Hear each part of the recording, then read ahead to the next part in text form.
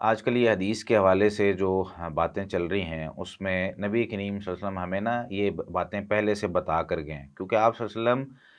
اللہ تعالیٰ کے حکم سے بات کرتے تھے، اور اللہ تعالیٰ کو ساری چیزوں کا علم ہے نا، قیامت تک ہونے والی، قیامت کے بعد ہونے والی، اس سے پہلے ہونے والی ساری چیزوں کا اللہ تعالیٰ کو علم ہے۔ تو اللہ تعالیٰ نے ان فتنوں اور آزمائشوں کے حوالے سے ہمیں پہلے ہی گائیڈ کیا ہوا ہے۔ نبی کریم صلی اللہ علیہ وسلم ہمیں بتا کر گئے ہیں کہ ایک ایسی قوم آنے والی ہے جو حدیث کا انکار کرے گی، ایک ایسی قوم آنے والی ہے جو حدیث کو نہیں مانے گی۔ جب انہیں حدیث بیان کی جائے گی وہ آگے سے کہیں گے جی قرآن کافی ہے، قرآن میں سب کچھ موجود ہے، قرآن واضح ہے، قرآن کے علاوہ ہمیں کسی چیز کو فالو کرنے کی ضرورت نہیں ہے۔ آپ کو چند حدیثیں میں سناتا ہوں۔ ایک حدیث ہے جس میں نبی کریم صلی اللہ علیہ وسلم، یہ حدیث سنن ابو داؤد اور ترمذی کے اندر موجود ہے۔ سنن ابو داؤد میں حدیث کا نمبر ہے 4605 اور ترمذی میں ہے 2663۔ اس حدیث میں جو ہے وہ سیدنا ابو رافع رضی اللہ تعالیٰ عنہ فرماتے ہیں کہ رسول اللہ صلی اللہ علیہ وسلم نے ارشاد فرمایا، لا الفین احدکم متکئا علی اریکتہ،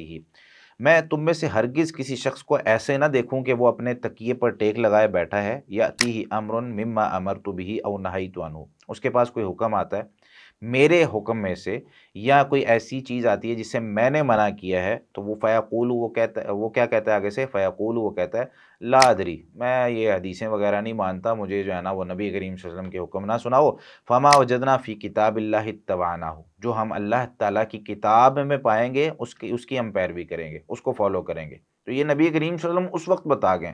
ایک حدیث، دوسری حدیث ترمذی کے اندر موجود ہے، امام ترمذی نے اس کو حسن کہا اور شیخ البانی رحمہ اللہ نے اس کو صحیح کہا۔ یہ حدیث جو ہے وہ جامع ترمذی میں 2664 نمبر پر موجود ہے۔ اس حدیث میں کیا ہے، یہ حدیث سیدنا مقدام بن معدی کرب رضی اللہ تعالیٰ عنہ بیان کرتے ہیں کہ رسول اللہ صلی اللہ علیہ وسلم نے ارشاد فرمایا، الا هل عسى رجل یبلغ الحدیث عنی، لوگو یہ بات یاد رکھو کہ ایک آدمی اس طرح کا ہوگا جس کو میری طرف سے کوئی حدیث سنائی جائے گی، اور وہ متکی علی اریکتہ، کسی جگہ بیٹھ کے آرام سے سکون سے اس کو جب جا کے حدیث بیان کی جائے گی، فیقول، تو وہ آگے سے کہے گا، بیننا و بینکم کتاب اللہ، ہمارے اور تمہارے درمیان فیصلہ کرنے کے لیے اللہ کی کتاب موجود ہے، فما وجدنا فیہ حلالا استحللناہ، اب اس میں جو حلال ملے گا ہم اس کو حلال سمجھیں گے، وما وجدنا فیہ حراما حرمناہ، اور جو اس میں حرام ملے گا ہم اس کو حرام سمجھیں گے۔ اور رسول اللہ صلی اللہ علیہ وسلم نے ارشاد فرمایا تھا، وَإِنَّمَا حَرَّمَ رسول اللہ کما حرم اللہ، کہ بے شک جو اللہ تعالیٰ نے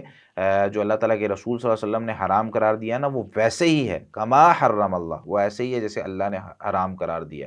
تو اس سے پتہ چلا کہ رسول اللہ صلی اللہ علیہ وسلم ہمیں ان فتنوں کے حوالے سے پہلے ہی گائیڈ کر گئے، بتا گئے کہ بھائی ایک قوم ایسی آنے والی ہے جو حدیثوں کے بارے میں انکار، حدیثوں کے حوالے سے شکوک و شبہات پیدا کریں گے، حدیثوں کے حوالے سے ہمارے ذہنوں میں باتیں پیدا کریں گے۔ میرے بھائی دنیا میں دیکھیں نا،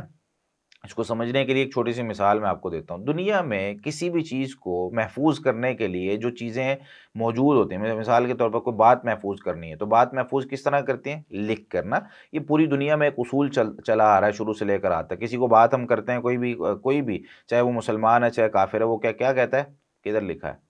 یہ کہتا ہے کہ نہیں کہتا؟ ہر بندہ یہ کہتا ہے بھائی کہاں لکھا ہے۔ اچھا، اب وہ لکھا ہوا کاغذ پر جب موجود ہوتا ہے تو اس کو مان لیا جاتا ہے ایک کاغذ کا ٹکڑا۔ اب جو دین ہے ہمارا، یہ اس کی اتنی سند کی حفاظت کی گئی ہے کہ ہر دور میں، بلکہ آج سے مجھ سے لے کر بھی امام بخاری رحمۃ اللہ علیہ تک، مجھ سے لے کر بھی نبی کریم صلی اللہ علیہ وسلم تک سندیں موجود ہیں، جس میں پورا جو ہے نا باحوالہ ہر ایک شخصیت کی پوری پوری زندگی موجود ہے۔ اس میں بتایا جا سکتا ہے کہ بھئی یہ حدیث فلاں شخص نے فلاں سے لی، فلاں شخص نے فلاں سے لی، یہ کتاب جب حدیث کی لکھی جا چکی، اس کے بعد فلاں فلاں شخص نے اس کو اس طریقے سے محفوظ کیا، اس سے پہلے حدیثیں اس طریقے سے محفوظ تھی۔ صحیح بخاری سے پہلے بھی حدیث کی کتابیں لکھی جاتی تھیں۔ موطا امام مالک رحمۃ اللہ علیہ، امام مالک رحمۃ اللہ علیہ کی جو موطا ہے یہ صحیح بخاری سے پہلے کی کتاب ہے۔ ایسے ہی بہت سی دیگر کتابیں جو ہیں، اس پر انشاءاللہ میں کوشش کرتا ہوں کہ کوئی کورس بھی لانچ کروں۔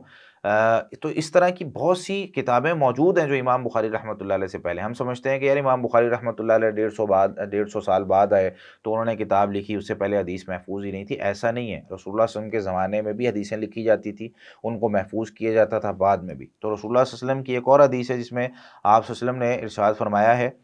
صحیح بخاری اور صحیح مسلم کے اندر حدیث موجود ہے۔ یہ حدیث جو ہے نا وہ صحیح بخاری میں 7288 نمبر اور صحیح مسلم میں 1337 نمبر پر موجود ہے۔ آپ صلی اللہ علیہ وسلم نے ارشاد فرمایا